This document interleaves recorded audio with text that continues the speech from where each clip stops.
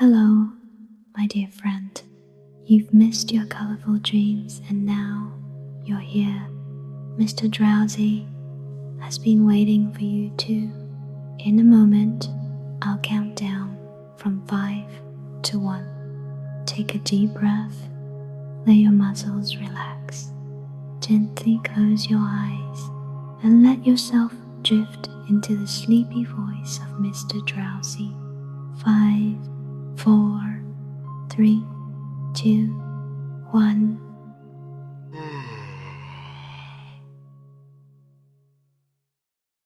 A Tale of Two Cities, A Story of the French Revolution by Charles Dickens, Chapter 5. The Wine Shop. A large cask of wine had been dropped and broken in the street. The accident had happened in getting it out of a cart. The cask had tumbled out with a run, the hoops had burst, and it lay on the stones just outside the door of the wine shop, shattered like a walnut shell. All the people within reach had suspended their business or their idleness to run to the spot and drink the wine. The rough, irregular stones of the street, pointing every way, and designed, one might have thought, expressly to lame all living creatures that approached them, had dammed it into little pools. These were surrounded, each by its own jostling group or crowd, according to its size. Some men kneeled down, made scoops of their two hands joined, and sipped, or tried to help women, who bent over their shoulders, to sip before the wine had all run out between their fingers. Others, men and women, dipped in the puddles with little mugs of mutilated earthenware, or even with handkerchiefs from women's heads, which were squeezed dry into infants' mouths. Others made small mud embankments to stem the wine as it ran. Others, directed by lookers, on up at high windows, darted here and there to cut off little streams of wine that started away in new directions. Others devoted themselves to the sodden and lee-dyed pieces of the cask, licking, and even champing the moister wine-rotted fragments with eager relish. There was no drainage to carry off the wine, and not only did it all get taken up, but so much mud got taken up along with it, that there might have been a scavenger in the street. If anybody acquainted with it could have believed in such a miraculous presence. A shrill sound of laughter and of amused voices of men, women, and children resounded in the street while this wine game lasted. There was little roughness in the sport and much playfulness. There was a special companionship in it, an observable inclination on the part of everyone to join some other one, which led, especially among the luckier or lighter-hearted, to frolicsome embraces, drinking of health, shaking of hands, and even joining of hands and dancing, a dozen together. When the wine was gone, and the places where it had been most abundant were raked into a gridiron pattern by fingers, these demonstrations ceased as suddenly as they had broken out. The man who had left his saw sticking in the firewood he was cutting, set it in motion again. The women who had left on a doorstep the little pot of hot ashes, at which she had been trying to soften the pain in her own starved fingers and toes, or in those of her child, returned to it. Men with bare arms, matted locks, and cadaverous faces, who had emerged into the winter light from cellars, moved away to descend again, and the gloom gathered on the scene that appeared more natural to it than sunshine. The wine was red wine, and had stained the ground of the narrow street in the suburb of Saint-Antoine, in Paris, where it was spilled. It had stained many hands too, and many faces, and many naked feet, and many wooden shoes. The hands of the man who sawed the wood left red marks on the billets, and the forehead of the woman who nursed her baby was stained with the stain of the old rag she wound about her head again. Those who had been greedy with the staves of the cask had acquired a tigerish smear about the mouth, and one tall joker so besmirched, his head more out of a long squalid bag of a nightcap than in it, scrawled upon a wall with his finger dipped in muddy wine Lee's blood. The time was to come when that wine too would be spilled on the street stones, and when the stain of it would be read upon many there. And now that the cloud settled on Saint-Antoine, which a momentary gleam had driven from his sacred countenance. The darkness of it was heavy cold, dirt, sickness, ignorance, and want were the lords in waiting on the saintly presentinables of great power, all of them, but most especially the last. Samples of a people that had undergone a terrible grinding and regrinding in the mill, and certainly not in the fabulous mill which ground old people young, shivered at every corner, passed in and out at every doorway, looked from every window, fluttered in every vestige of a garment that the wind shook. The mill which had worked them down was the mill that grinds young people old.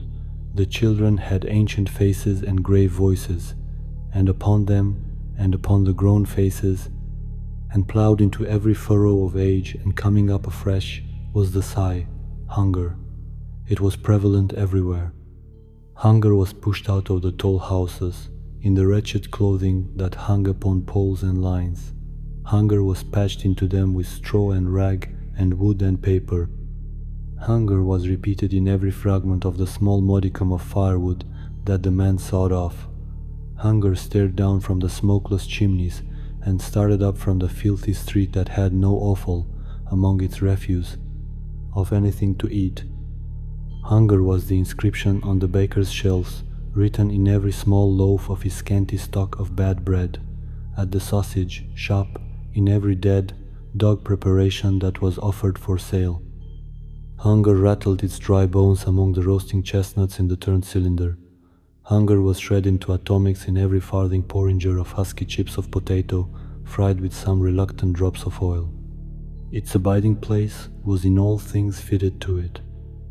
A narrow winding street, full of offence and stench, with other narrow winding streets diverging, all peopled by rags and nightcaps, and all smelling of rags and nightcaps, and all visible things with a brooding look upon them that looked ill. In the hunted air of the people there was yet some wild beast thought of the possibility of turning at bay.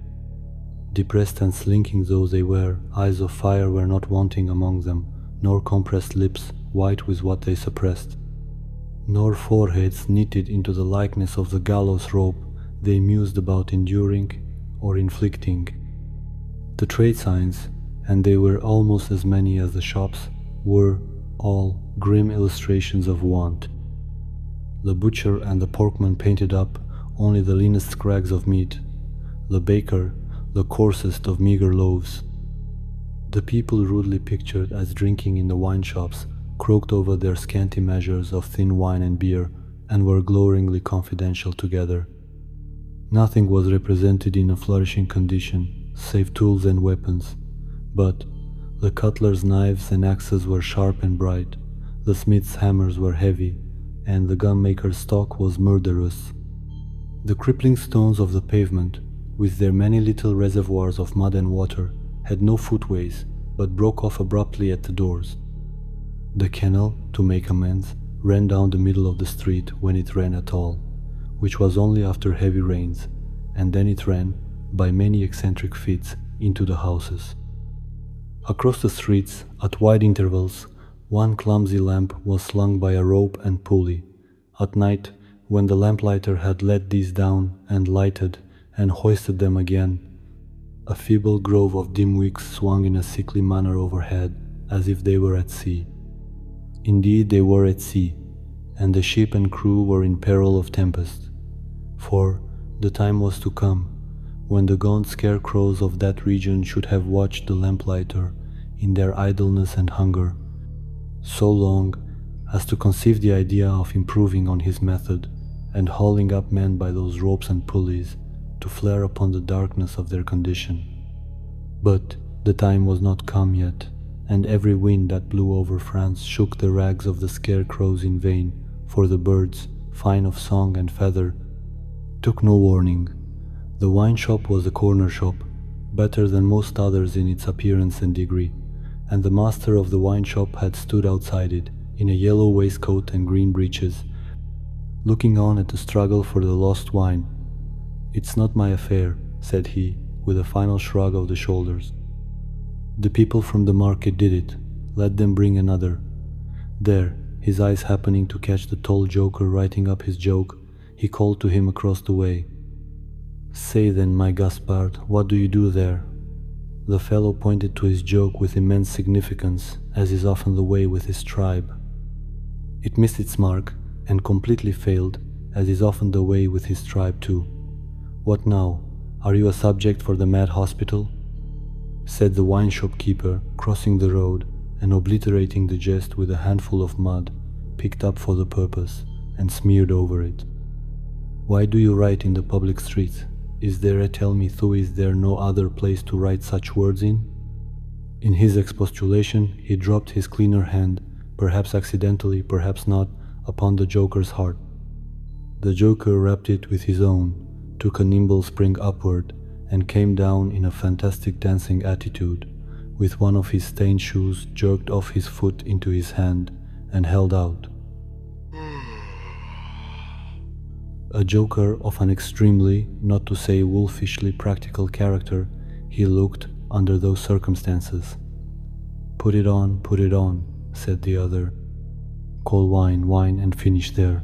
With that advice, he wiped his soiled hand upon the joker's dress, such as it was quite deliberately, as having dirtied the hand on his account, and then recrossed the road and entered the wine shop. This wine shop keeper was a bull-necked, martial-looking man of 30, and he should have been of a hot temperament, for, although it was a bitter day, he wore no coat, but carried one slung over his shoulder.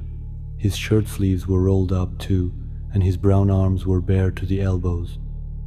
Neither did he wear anything more on his head than his own crisply curling short dark hair. He was a dark man altogether, with good eyes and a good bold breadth between them.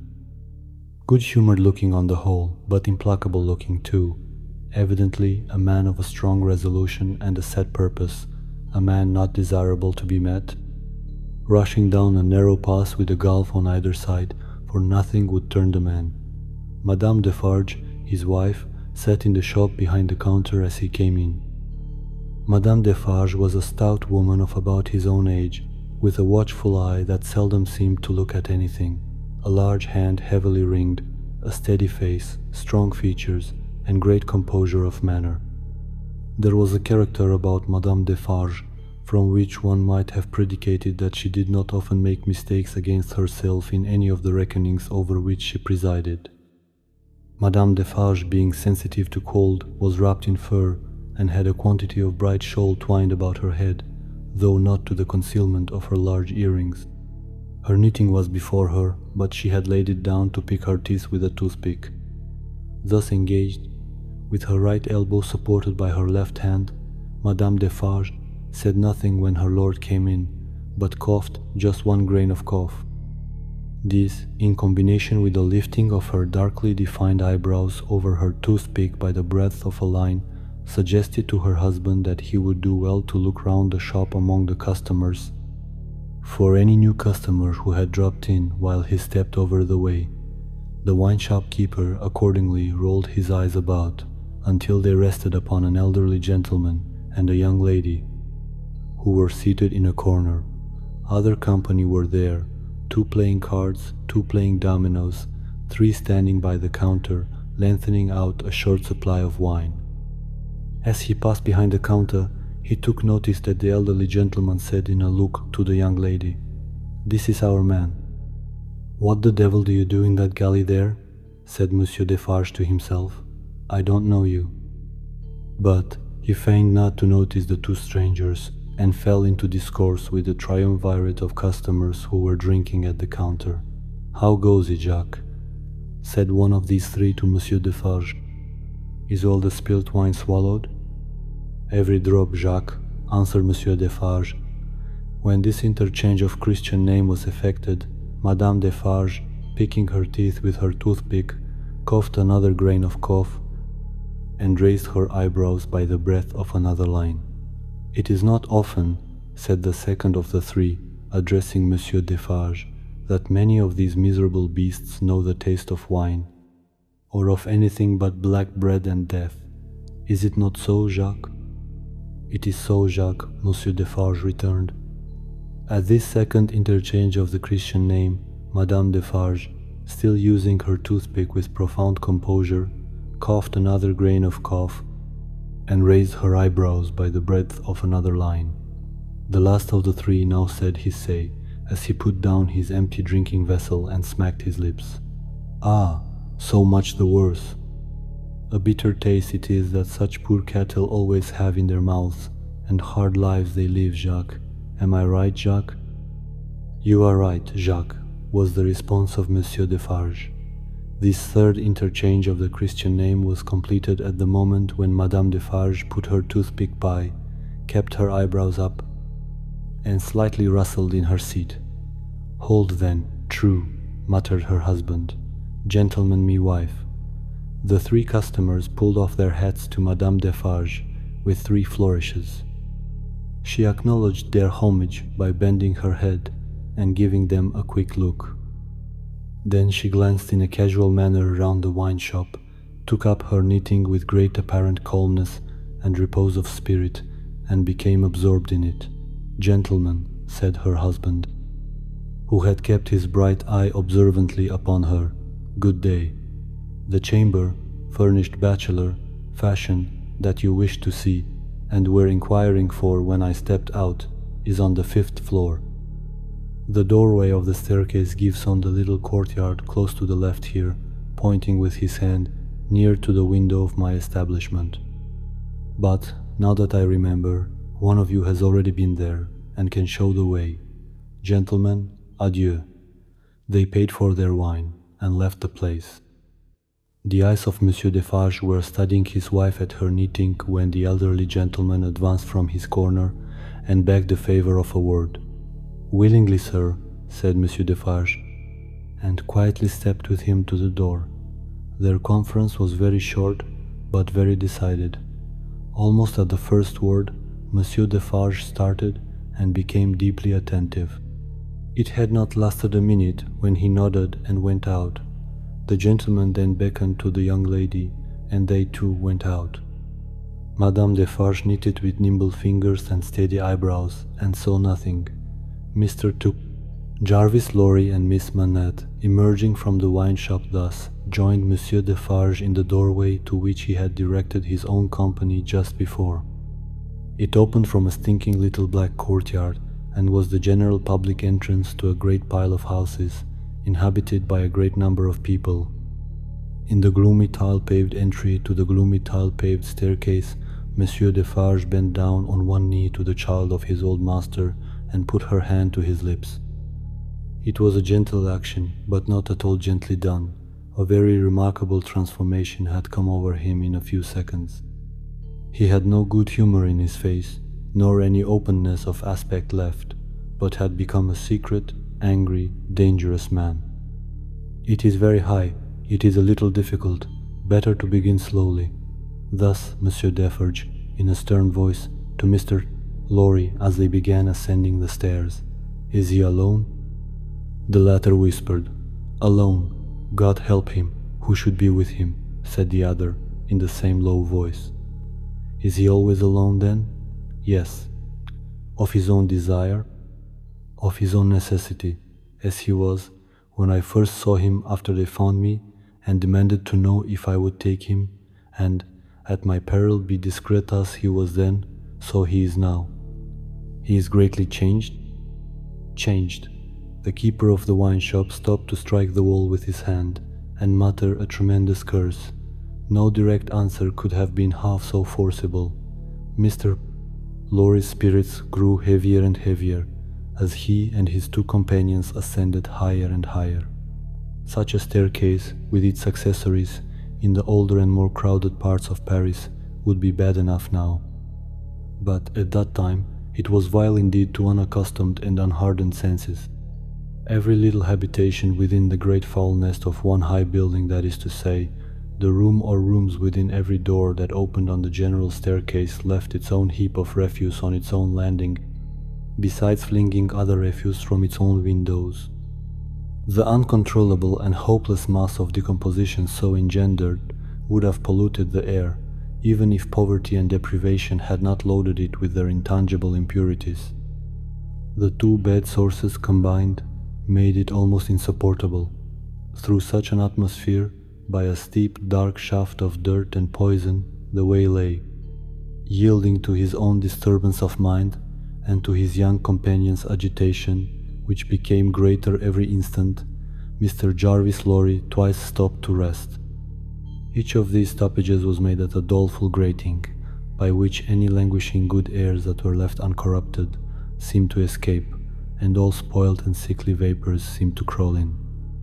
Through the rusted bars, tastes, rather than glimpses, were caught of the jumbled neighborhood, and nothing within range, nearer or lower than the summits of the two great towers of Notre Dame, had any promise on it of healthy life or wholesome aspirations.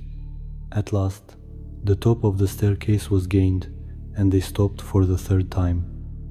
There was yet an upper staircase of a steeper inclination and of contracted dimensions to be ascended before the garret story was reached. The keeper of the wine shop, always going a little in advance, and always going on the side which Mr. Lorry took, as though he dreaded to be asked any question by the young lady, turned himself about here, and, carefully feeling in the pockets of the coat he carried over his shoulder, took out a key. "The door is locked then, my friend," said Mr. Lorry, surprised. "Aye, yes," was the grim reply of Monsieur Defarge. "You think it necessary to keep the unfortunate gentleman so retired?" "I think it necessary to turn the key." Monsieur Defarge whispered it closer in his ear, and frowned heavily. "Why?"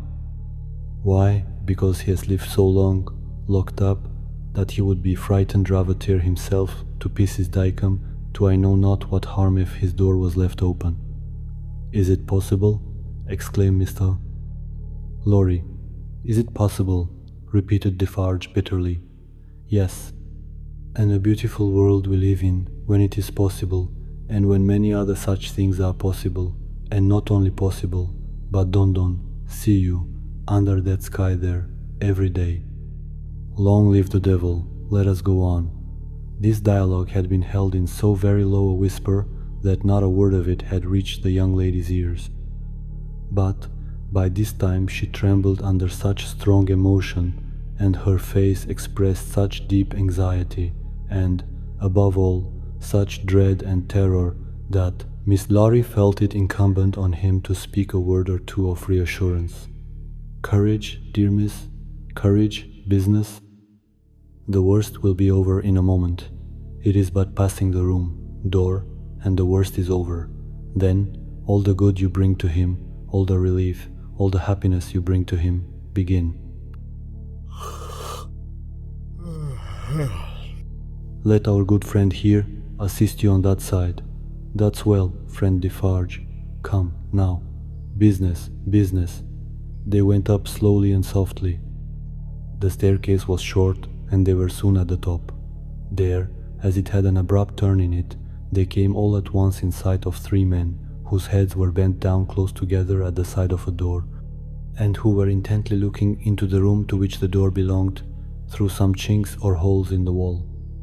On hearing footsteps close at hand, these three turned and rose, and showed themselves to be the three of one name who had been drinking in the wine shop. "I forgot them in the surprise of your visit," explained Monsieur Defarge. "Leave us, good boys, we have business here." The three glided by and went silently down, there appearing to be no other door on that floor, and the keeper of the wine shop going straight to this one when they were left alone. Mr. Lorry asked him in a whisper, with a little anger, "Do you make a show of Monsieur Manette?" "I show him, in the way you have seen, to a chosen few." "Is that well?" "I think it is well." "Who are the few? How do you choose them?" "I choose them as real men. Of my name Jacques is my name, to whom the sight is likely to do good." "Enough, you are English, that is another thing." "Stay there, if you please, a little moment." With an admonitory gesture to keep them back, he stooped and looked in through the crevice in the wall. Soon raising his head again, he struck twice or thrice upon the door, evidently with no other object than to make a noise there. With the same intention, he drew the key across it 3 or 4 times before he put it clumsily into the lock and turned it as heavily as he could. The door slowly opened inward under his hand, and he looked into the room and said something. A faint voice answered something. Little more than a single syllable could have been spoken on either side. He looked back over his shoulder and beckoned them to enter. Mr. Laurie got his arm securely round the daughter's waist and held her, for he felt that she was sinking. Business, he urged, with a moisture that was not of business shining on his cheek. Come in. I am afraid of it, she answered, shuddering. Of it? What? I mean of him, of my father. Rendered in a manner desperate by her state and by the beckoning of their conductor, he drew over his neck the arm that shook upon his shoulder, lifted her a little, and hurried her into the room. He set her down just within the door and held her, clinging to him. Defarge drew out the key, closed the door, locked it on the inside, took out the key again, and held it in his hand. All this he did, methodically, and with as loud and harsh an accompaniment of noise as he could make. Finally, he walked across the room with a measured tread to where the window was. He stopped there and faced round. The garret, built to be a depository for firewood and the like, was dim and dark, for the window of dormer shape was in truth a door in the roof, with a little crane over it for the hoisting up of stores from the street, unglazed and closing up the middle in two pieces, like any other door of French construction. To exclude the cold, one half of this door was fast closed, and the other was opened but a very little way. Such a scanty portion of light was admitted through these means that it was difficult, on first coming in, to see anything, and long habit alone could have slowly formed in anyone the ability to do any work requiring nicety in such obscurity. Yet work of that kind was being done in the garret, for, with his back towards the door and his face towards the window where the keeper of the wine shop stood looking at him, a white-haired man sat on a low bench, stooping forward and very busy, making shoes.